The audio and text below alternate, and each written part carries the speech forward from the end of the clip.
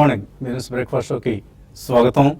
అవి అందాల విశాఖలో జరిగిన సిఐఐ పార్ట్నర్షిప్ సమిట్ 2 రోజుల సదస్సు తాలూకు హైలైట్స్లో కొన్ని మాత్రమే. చాలా అద్భుతమైన హైలైట్స్ ఉన్నాయి, కాకపోతే అన్నిటినీ మనం మళ్ళీ చూడటం అనేది సమయ భావం కలిగి ఉంటుంది కాబట్టి కొన్నిటిని డిస్ప్లే చేయడం జరిగింది. సో 2 రోజుల సదస్సు కూడా సూపర్ సక్సెస్ సాధించింది. సో ఇన్ఫ్యాక్ట్ 2 రోజులు సరిపోలేదేమో అనిపించింది. అక్కడ ఉన్న కార్పొరేట్స్ భావాలను బట్టి అందరూ కూడా బిజీగా గడిపారు, ఇంక్లూడింగ్ ఆంధ్రప్రదేశ్ చీఫ్ మినిస్టర్, ఈ సదస్సు సారథి చంద్రబాబు నాయుడుతో సహా. సో ఈ సదస్సుకు, ఈ సమ్మిట్కు సమాంతరంగా TV5 నిర్వహించిన చర్చా వేదికలు కూడా ఈసారి చక్కగా జరిగాయి, సంచలనాత్మకమయ్యాయి. ప్రధానంగా ప్రత్యేక హోదా అంశంపై TV5 నిర్వహించిన చర్చ ప్రశంసలు అందుకుంది. హోదాతో ప్రత్యక్ష సంబంధం లేని రాజకీయ నాయకులు, సినిమా వాళ్ళు, వీళ్ళ హడావుడి గురించి, అసలు ప్రత్యేక హోదా ప్రయోజనం ప్రత్యక్షంగా ఎవరైతే అందుకుంటారో కార్పొరేట్స్, ఇండస్ట్రియలిస్ట్, ఇన్వెస్టర్స్, వాళ్ళ భావాలు ఎలా ఉన్నాయో మనం తెలుసుకునే ప్రయత్నం చేస్తాం ఈ చర్చా వేదికల ద్వారా. సో ప్రత్యేక హోదా వస్తే పన్ను రాయితీలు వచ్చేస్తాయి, ఆ పన్ను రాయితీలు వస్తే ఇక పరిశ్రమలు క్యూ కడతాయి ఇక్కడికి అంటూ ఏదైతే ఈ రాజకీయ నాయకులు అలాగే సినిమా వాళ్ళు చేస్తున్న ప్రచారం ఏదైతే ఉందో అందులో ఉన్న అవాస్తవాలను TV5 బట్టబయలు చేసింది. కొన్ని టీవీ ఛానల్ CEOలు, రాజకీయ పార్టీలు అలాగే సినిమా వాళ్ళు చెప్తున్నట్లుగా అలా ప్రత్యేక హోదా రాగానే ఇలా పన్ను రాయితీలు రావు, సో దానికి మళ్ళీ ప్రత్యేక కసరత్తు కావాలి, సో ఆటోమేటిక్గా పన్ను రాయితీలు వచ్చేస్తాయి, దాంతో మనం పరిశ్రమను ఆకర్షించగలుగుతుంది ఆంధ్రప్రదేశ్ అన్న వాదనను ఇది మభ్యపెట్టడం మాత్రమే అన్న అంశాన్ని TV5 చర్చా వేదిక రుజువు చేసింది.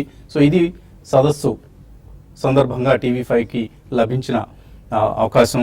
అలాగే మరొక అవకాశం కూడా దక్కింది. పతంజలి CEO బాలకృష్ణ, ఆయన తొందరగా ఎక్కడ మీడియాకు దొరకరు, కానీ సమిట్ దగ్గర ఆయన కలవటం జరిగింది. సో ఆయనతో ఒక ఇంటర్వ్యూ తీసుకోవడం జరిగింది. సో త్వరలోనే పతంజలి ఇప్పుడు ఏదైతే మనం టూత్పేస్ట్లు, హెర్బల్ ప్రోడక్ట్స్, కాస్మెటిక్స్ రకరకాలుగా చూస్తాం కదా, షాంపూలు, సోప్స్, ఇటువంటివన్నీ, వీటన్నిటికి తోడుగా త్వరలోనే బహుశా పతంజలి చీరలు, పతంజలి ధోవతులు, ఇలా టెక్స్టైల్స్ ప్రొడక్ట్స్ కూడా మార్కెట్లోకి రాబోతున్నాయంటూ ఆయన ఒక బ్రేకింగ్ న్యూస్ని మనకు TV5కే చెప్పడం జరిగింది మొట్టమొదటిసారిగా. So that's one more interesting fact from this summit. And మూడవది, కార్పొరేట్స్ అందరూ కూడా ఆంధ్రప్రదేశ్ సీఎం చంద్రబాబు నాయుడు పనితీరు పట్ల సంతృప్తికరంగా ఉన్నారు, కానీ బ్యూరోక్రాట్స్ ఆర్ది ఇక్కడ ఇబ్బంది పెడుతున్న అంశాన్ని కూడా వాళ్ళు బయట పెట్టడం జరిగింది. ఇలా రకరకాల అంశాలు మనకు సమిట్ ద్వారా వెలుగులోకి రావటం, TV5 చాలా యాక్టివ్ రోల్ ఈ సమిట్లో తీసుకోవడం అనేది as a channel we all feel happy to be associated with the summit. ఇక మన రెగ్యులర్ టాపిక్ మార్కెట్స్ విషయానికి వస్తే, ట్రంప్ ఇమిగ్రేషన్ ఆర్డర్. సో 7 దేశాలు, మిడిల్ ఈస్ట్ కంట్రీస్, ఒక 7 దేశాలకు సంబంధించి ట్రంప్ ట్రావెల్ బ్యాన్ విధించారు. ఈ countries Iran, Iraq, Libya, Somalia, Sudan, Syria, Yemen. ఈ దేశాల నుంచి ఎవరైనా US రావాలి అనుకుంటే 90 రోజుల పాటు వాళ్ళకి అసలు వీసాలు ఇవ్వద్దని చెప్పేసి ఆయన ఒక ఎగ్జిక్యూటివ్ ఆర్డర్ను విడుదల చేశారు. దాని ప్రభావం US మార్కెట్స్ మీద మనకు ఫ్రైడే కనిపించింది. ఇప్పుడు కొన్ని ఏషియన్ మార్కెట్స్ మీద కూడా ఉంది, but not a major deterrent. Maybe రాబోయే రోజుల్లో ఒకవేళ దీన్ని మరింత విస్తృతం చేసి ఏదైనా ఇతర కంట్రీస్ నుంచి కూడా బ్యాన్ చేస్తాము అంటూ ఆయన ఏమన్నా స్టేట్మెంట్లు ఇస్తారన్నది కొంచెం కలవర పెడుతున్న అంశం. అదర్వైజ్ ప్రస్తుతానికి ఇండియా లాంటి కంట్రీస్కి మనకేమీ ఇబ్బంది లేదు. Only is targeting certain Muslim countries. So అది దీన్ని ప్రపంచవ్యాప్తంగా అందరూ కూడా ఖండిస్తున్న అంశం. సో ఇలాంటి ధోరణి అనేది మంచిది కాదు అనేది అందరూ అభిప్రాయపడుతున్న అంశం. అండ్ డాలర్ ఈక్విటీస్ ఈ నేపథ్యంలో వీక్ అయ్యాయి. అది మనలాంటి ఎమర్జింగ్ మార్కెట్స్కి మంచిదే. డాలర్ వీక్ అవడం అనేది ఇండియాకి ప్రత్యేకించి మంచిదే. లాస్ట్ వీక్ కూడా మనం చూసాం ఒక pre budget rally. So almost 170 points మనం నిఫ్టీ లాస్ట్ 1 వీక్లో లాభపడింది. ఈ నెలలో చూస్తే మనకు నిఫ్టీ ఆల్మోస్ట్ 700 పాయింట్స్ పెరిగింది. సో నవంబర్, డిసెంబర్లో మనం ఏదైతే చూసామో వీక్ ట్రెండ్, దానికి జనవరిలో అడ్డుకట్టబడింది. నిఫ్టీ ఆల్మోస్ట్ 5.5% పెరగడం చూసాం. FIS, DIS మళ్ళీ బయింగ్ మూడ్లోకి వచ్చారు. సో లాస్ట్ 3 డేస్లో 3 సెషన్స్లో FIS 1700 crores వర్త్ స్టాక్స్ని కొన్నారు. డొమెస్టిక్ ఇన్స్టిట్యూషనల్ ఇన్వెస్టర్స్ కూడా 1400 crores వర్త్ స్టాక్స్ని కొనడం చూసాం. సో ఆల్ ఇన్ ఆల్ జనవరిలో FIS నుంచి 1250 crores నెట్ సెల్లింగ్ ఇప్పుడు దాకా జరిగింది. బట్ లాస్ట్ 3 డేస్లో మాత్రం వాళ్ళు స్ట్రాంగ్ బయర్స్గా రావడం చూస్తున్నాం. సో రిజల్ట్ సీజన్ కొనసాగుతుంది. L&T, Colgate ఈ రెండు మేజర్ కంపెనీస్ రిజల్ట్స్ డిసప్పాయింట్ చేశాయి. కానీ కొన్ని companies like Mangalore chemicals, Gujarat alkalies or Zuari agro ఇటువంటి కెమికల్స్ కంపెనీస్ చాలా చక్కటి రిజల్ట్స్ పోస్ట్ చేశాయి. సో కెమికల్స్ కంపెనీస్లో ఈ మధ్య మనం చూసిన ర్యాలీ మరికొంతకాలం కొనసాగే అవకాశం కనిపిస్తుంది ఆ కంపెనీస్ ఇస్తున్న రిజల్ట్స్ చూస్తే. అలాగే థైరోకేర్ మంచి రిజల్ట్ ఇచ్చింది. క్వార్టర్ ఆన్ క్వార్టర్ కొద్దిగా డిసప్పాయింట్ చేసిన, ఇయర్ ఆన్ ఇయర్ రిజల్ట్ చాలా ఎక్స్ట్రాడినరీగా ఉంది. అలాగే బీఈఎల్ రిజల్ట్స్, ఇలా డిమానిటైజేషన్ ఎఫెక్ట్ పెద్దగా ఏ కంపెనీ మీద మరీ నెగిటివ్గా లేదు, including some of the FMCG companies or Thyrocare లాంటి కంపెనీస్కి ఎంత మాత్రం లేదనేది మనకు అర్థమవుతుంది. సో డిమానిటైజేషన్ గురించి అందరూ ఎక్కువగా ఊహించి, ఎక్కువగా ప్రచారం చేసి, ఎక్కువగా నానా యాగి చేసిన వైనం మంచిది, కరెక్ట్ కాదు అనేది ఇప్పుడు మన కార్పొరేట్ ఎర్నింగ్స్ ద్వారా తెలుస్తుంది. సో ఓవరాల్గా మనం చూస్తే నిఫ్టీ ఈ సంవత్సరంలో 6% రిటర్న్ ఇచ్చింది, బ్యాంక్ నిఫ్టీ 8.5% రిటర్న్ ఇచ్చింది. ఈ నెలలో బ్యాంక్ నిఫ్టీ సుమారుగా 2000 పాయింట్లు పెరగడం చూస్తాం. సో మార్కెట్స్లో మళ్ళీ స్వల్పకాలిక పాజిటివ్ ట్రెండ్ మనం చూస్తున్నాం. అండ్ అలా అని చెప్పేసి హడావుడిగా దూరేసి మూమెంటంని చేంజ్ చేస్తే మాత్రం నష్టాలు వస్తాయి. సో ఎక్కడన్నా డిప్స్ వచ్చినప్పుడు మాత్రమే కొనుగోలు చేయడం అనేది కరెక్ట్ పద్ధతి. ప్రస్తుతానికి 200-day మూవింగ్ యావరేజ్ కింద కొన్న వాళ్ళకి ఫర్ ఇన్స్టెన్స్ మనం చూస్తే వాళ్ళందరికీ చక్కటి లాభాలు వచ్చాయి ఇప్పుడు. సో ఈ లెవెల్ దగ్గర కొద్దిగా వెయిట్ చూడటం మంచిది మేబీ. అండ్ తర్వాతే బయింగ్ మళ్ళీ, ఎందుకంటే ప్రీ బడ్జెట్ ర్యాలీస్లో కొంటే సడన్లీ బడ్జెట్ తర్వాత ఏదైనా డిసప్పాయింట్మెంట్ వస్తే ఇరుక్కుపోవడం జరుగుతుంది. కాబట్టి avoid buying now, maybe budget వచ్చిన తర్వాతే ఒక స్టెప్ తీసుకోవడం అనేది కరెక్ట్ పద్ధతి అవుతుంది. ఎనలిస్ట్ ఏమంటున్నారో తెలుసుకుందాం. సో అందరి దృష్టి ఇప్పుడు ఇక అరుణ్ జైట్లీ బడ్జెట్ మీదే కేంద్రీకృతమైంది అండ్ కార్పొరేట్ ఎర్నింగ్స్ సీజన్ కొనసాగుతుంది. సో ఈ రెండింటి ఆధారంగా మీరు ఇన్వెస్టర్స్కి ఎటువంటి సలహా ఇస్తారు? Yeah, basically you summed it up very precisely and right అండి. అంటే కొంచెం it's just matter of 2 more days కాబట్టి కొద్దిగా కాషియస్ ఉండడం మేలు. అండ్ ఎక్స్టర్నల్ న్యూస్ కూడా మీరు అన్నట్టు యుఎస్ పరంగా మనకి బ్యాన్ అనేది ఇంపోజ్ చేయడం అనేది ఇట్స్ ఓన్లీ ద బిగినింగ్ అన్నట్టుగా ఆయన మాట్లాడారు. అంటే ఇది విస్తృతంగా ఎక్స్టెన్సివ్ వీసా వెయిటింగ్ అనేది ఇట్స్ స్లైట్లీ కలవరపరిచే విషయం కాబట్టి కొద్దిగా ఎక్స్టర్నల్ న్యూస్ కూడా అంత ఆశాజనకంగా ఉండకపోవచ్చు. బడ్జెట్లో డెఫినెట్లీ ఏం వస్తాయి రావు అనేది మనకి జస్ట్ 2 daysలో వెలువడుతుంది కాబట్టి I think it's better to wait and watch. And market కూడా లాస్ట్ 5 sessions లో I think it's shown a very strong performance. కాబట్టి కొద్దిగా trading profits will be taken off the table across all sectors. అది జరుగుతుంది కాబట్టి wait and watch for 2 more days అండి. There is nothing to hurry about. అంటే మనకి ఇటువంటి opportunities రేర్గా వస్తాయండి. బట్ బడ్జెట్ తర్వాత even the budget is slightly good, కొద్దిగా ట్రేడింగ్ ప్రాఫిట్స్ అనేది బుక్ చేస్తూనే ఉంటారు. Be prepared. లాంగ్ టర్మ్ లో మాత్రం definitely we're going to have a good time. ఎందుకంటే డిమానిటైజేషన్ ఎఫెక్ట్ అనేది అంతగా లేదనేది, ఎస్పెషలీ ఫైనాన్షియల్ రంగం which has the maximum weightage in index, దాంట్లో మాత్రం it has been clearly proven. మనకి ఓన్లీ ఆ 1 month కొద్దిగా ప్రాబ్లం అయింది. డిసెంబర్ క్వార్టర్ రిజల్ట్స్ లో ఎన్బిఎఫ్సి రిజల్ట్స్ కూడా ఎక్స్ట్రాడినరీగా ఉన్నాయి. సో దట్ షోస్ ఫస్ట్ ఫైనాన్సే పుంజుకుంటుంది కాబట్టి financials have not been hit badly except Axis bank అని చెప్పొచ్చండి.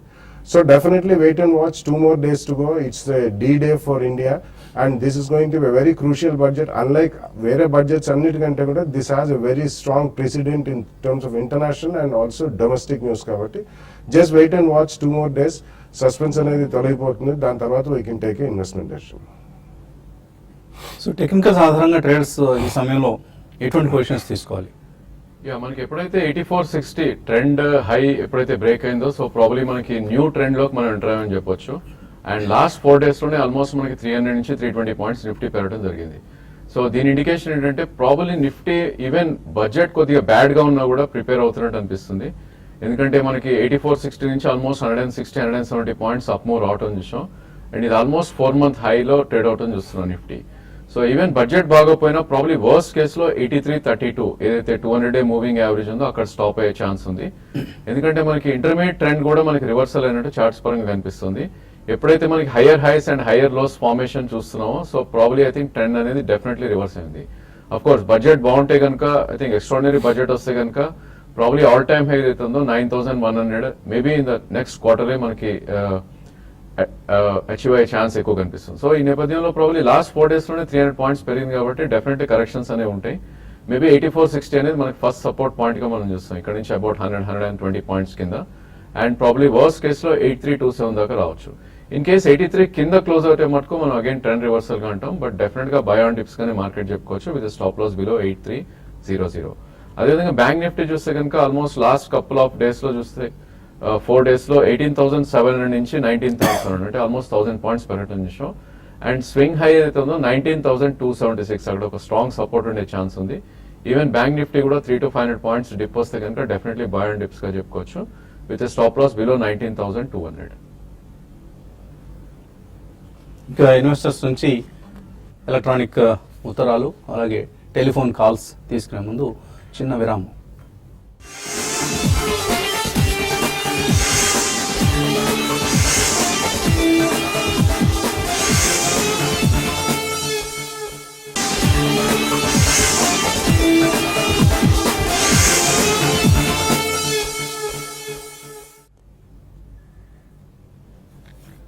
అవివా లైఫ్ ఇన్సూరెన్స్ సమర్పిస్తున్న బిజినెస్ బ్రేక్ఫాస్ట్ షోకి తిరిగి స్వాగతం. మొదటి కాలర్ లైన్లో ఉన్నారు హర్ష, హైదరాబాద్, బెంగళూరు నుంచి. హలో, హాయ్ అండి, గుడ్ మార్నింగ్. మార్నింగ్ అండి. అడగండి హర్ష. ఎన్బిసిసి షేర్స్ ఒక 8 ఉన్నాయి నా దగ్గర. ఏవండి? NBCC, NTPC, NBCC. ఓకే, మన బోనస్ ఇష్యూ చేసింది కదా. ఓకే. అది ఇప్పుడు బోనస్ వచ్చిన తర్వాత షేర్ వాల్యూ పడిపోతుందా, లేదంటే ఇప్పుడు నేను ఉంచుకోవాలా? సో బోనస్ తర్వాత అడ్జస్ట్ అవుతుంది ప్రైస్. ఆ మేరకు ఇప్పుడు 1:1 ఇస్తే హాఫ్ అవుతుంది, లేదు 2:1 ఇస్తే ఆ మేరకు 1/3 అవుతుంది. అలా కొద్దిగా మీకు ప్రైస్ అడ్జస్ట్మెంట్ అనేది ఉంటుంది. ఓవరాల్గా ఎన్బిసిసిని అంటే కమ్ బోనస్ అమ్ముకోవచ్చా లేదంటే హోల్డ్ చేయమంటారా? No, I think you can hold అండి. NBCC is the only government contractor అని చెప్పొచ్చు. అండ్ మెజారిటీ వీళ్ళు బిల్డింగ్స్ అవి కడతారు and majority of the projects కూడా వీళ్ళ దగ్గర ఉన్నవి కంప్లీట్లీ గవర్నమెంట్ ప్రాజెక్ట్స్ అండి. So it's a cash rich company, unlike any other. అంటే రియల్ ఎస్టేట్ కాదు, ఇన్ఫ్రాస్ట్రక్చర్ కాదు, these are basically builders to the nation అండి. So it's a cash rich company and the doing very well. ఉన్న public sector undertakings లో it's a fine company. కాబట్టి మీకు at least 1 or 2 years view ఉంటే మాత్రం తప్పకుండా ఉంచండి. ఎందుకంటే పోస్ట్ బోనస్, వాళ్ళు బోనస్ కూడా 2 సార్లు ఇష్యూ చేశారు కాబట్టి they are very confident about the future and the business of the company.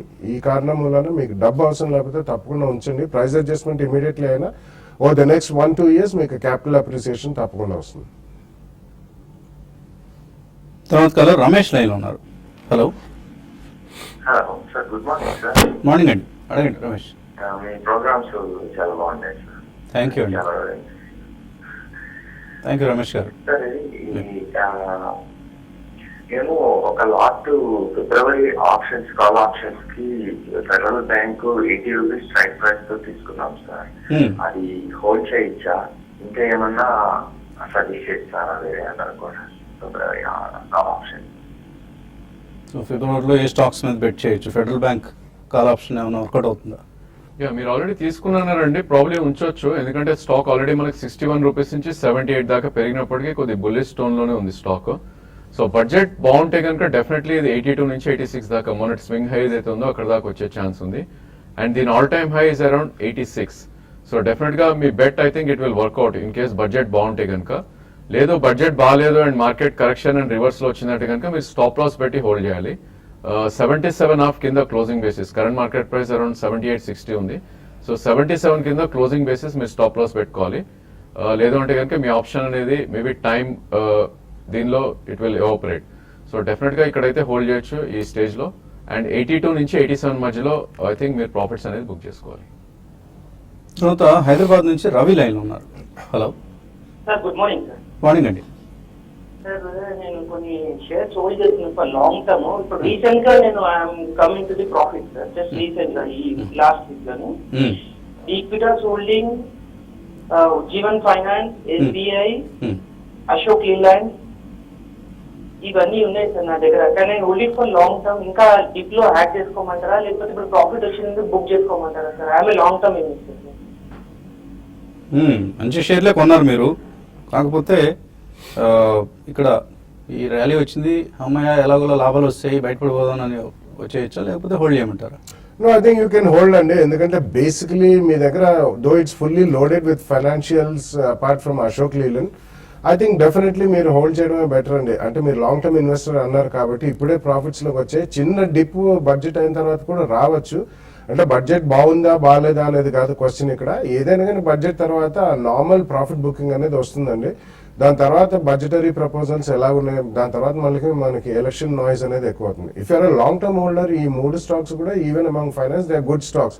మంచి రియాక్షన్ అయింది వీటన్నిటిలోకి. కాబట్టి మీరు ఇప్పుడే ప్రాఫిట్స్ లో వచ్చారన్నారు. కాబట్టి అశోక్ లీలాండ్ కూడా మనకి ఏప్రిల్ నుంచి భారత్ 4 నార్మ్స్ కిక్ ఇన్ అవుతాను. కాబట్టి ఈ క్వార్టర్ సేల్స్ ట్రక్స్ కూడా చాలా బాగుంటాయని చెప్పి అందరూ వాళ్ళ యాజమాన్యం వాళ్ళు స్టేట్మెంట్ ఇవ్వడం జరిగింది. సో డెఫినెట్లీ మీకు లాంగ్ టర్మ్ వ్యూ ఉంది కాబట్టి హోల్డ్ చేయమని చెప్తాను. బట్ నెక్స్ట్ 2 days లో మీ దగ్గర క్వాంటిటీ ఎక్కువ ఉండి బాగా ప్రాఫిట్స్ ఉంటే మాత్రం మేబీ అరౌండ్ 15-20% ప్రాఫిట్స్ ఉంటే ఒక 1/3 క్వాంటిటీ మాత్రం కొద్దిగా ప్రాఫిట్ బుక్ చేయండి.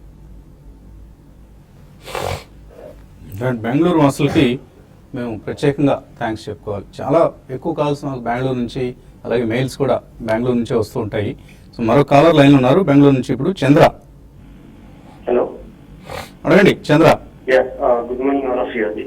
Morning. యాక్చువల్ గా నేను స్వాన్ ఎనర్జీ 210 లో హోల్డ్ చేస్తున్నాను.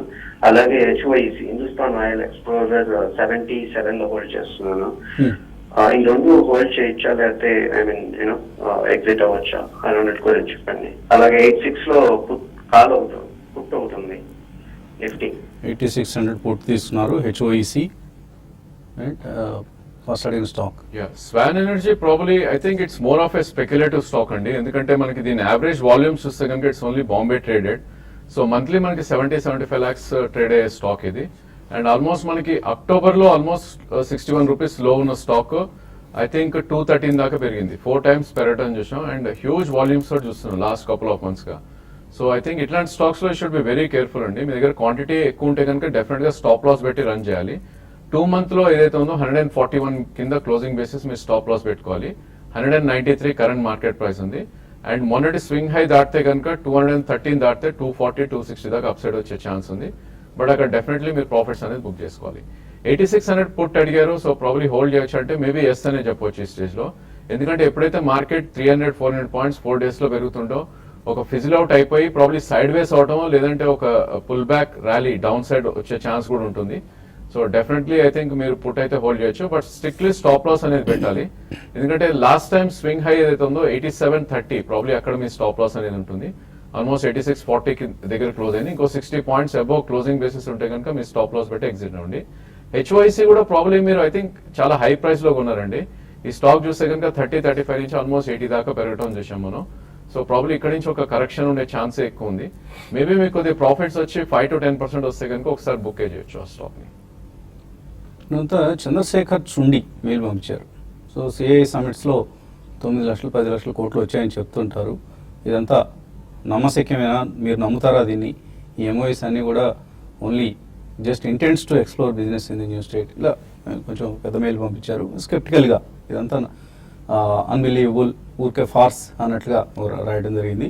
సో ఇన్ఫ్యాక్ట్ ఇటువంటి సమిట్స్ అనేవి చాలా అత్యవసరం అండి. ఒక స్టేట్ని, అందులోనూ ఒక కొత్తగా ఏర్పడిన స్టేట్ని మార్కెటింగ్ చేసుకునేందుకు ఈ సమిట్స్ బాగా ఉపయోగపడతాయి. ఇందులో 9 లక్షల కోట్లు 10 లక్షల కోట్లు ఇవన్నీ ఈ ఫిగర్స్ అన్ని పెద్ద ఫిగర్స్ కనిపిస్తాయి. నిజంగానే అందులో ఒక 20-30% కూడా మెటీరియలైజ్ కావు. కానీ ఈసారి ఆంధ్రప్రదేశ్లో జరుగుతుంది. ఎందుకంటే ఇక్కడ లో బేస్, వెరీ లో బేస్డ్, అసలు ఇండస్ట్రియల్ గ్రోతే లేని స్టేట్ అది. సో ఇండస్ట్రీస్ అన్ని గతంలో మనం హైదరాబాద్లోనే కాన్సన్ట్రేట్ కావడం చూసాం. ఇప్పుడు కొత్తగా మళ్ళీ ఏర్పడిన రాష్ట్రం ఇన్వెస్ట్మెంట్స్ని అట్రాక్ట్ చేసేందుకు ప్రయత్నం చేస్తుంది. కాబట్టి మార్కెటింగ్ ఎక్సర్సైజ్ తప్పదు కదా.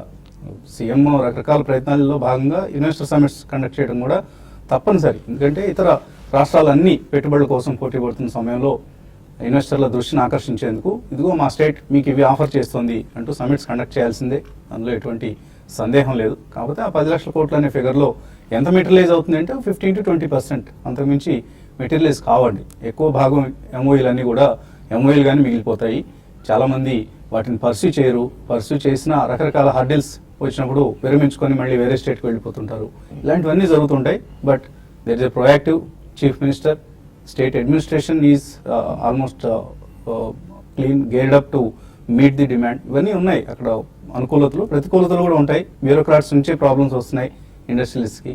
ప్రాబ్లమ్స్ అన్నింటినీ అధిగమించి తెలుగు రాష్ట్రం కాబట్టి, మన రాష్ట్రం కాబట్టి అందరం కూడా స్కెప్టికల్గా ఉండే కంటే కూడా పాజిటివ్గా ఉండి ఏదైనా మనం సపోర్ట్ ఇవ్వగలిగితే మంచిది. లేకపోతే నెగిటివ్గా మాత్రం ఉండొద్దు దయచేసి. అందువల్ల ఉపయోగం ఏం లేదు, ఎవరికి ఉపయోగం లేదు. మనకు ఉపయోగం ఉండదు, వ్యక్తిగతంగా రాష్ట్రానికి ఉపయోగం ఉండదు. సో పాజిటివ్గా ఉండడం అనేది అత్యవసరం. సో మేము TV5 ఎప్పుడు కూడా సెన్సేషనలిజాన్ కంటే కూడా పాజిటివ్గా ఉండేందుకు ఎక్కువగా అంటే అది మంచిదండి. సమాజాన్ని ముందుకు తీసుకెళ్ళడానికి పాజిటివ్ ఎనర్జీస్ క్రియేట్ చేయడం అనేది మంచిది. నెగిటివ్ ఎనర్జీస్ క్రియేట్ చేయడం వల్ల సమాజానికి మనం చెడు చేసిన వాళ్ళం అవుతాం. ఇంకా మెయిల్స్ చాలా ఉన్నాయి, అన్నీ కూడా మనం నెక్స్ట్ మళ్ళీ యూట్యూబ్ ప్లాట్ఫామ్ మీద కలిసినప్పుడు చర్చించుకుందాం. ఒక చిన్న విరామం తర్వాత profitivetrade.in ఈ సైట్ ద్వారా యూట్యూబ్లో ప్రవేశిద్దాం. Keep watching TV5.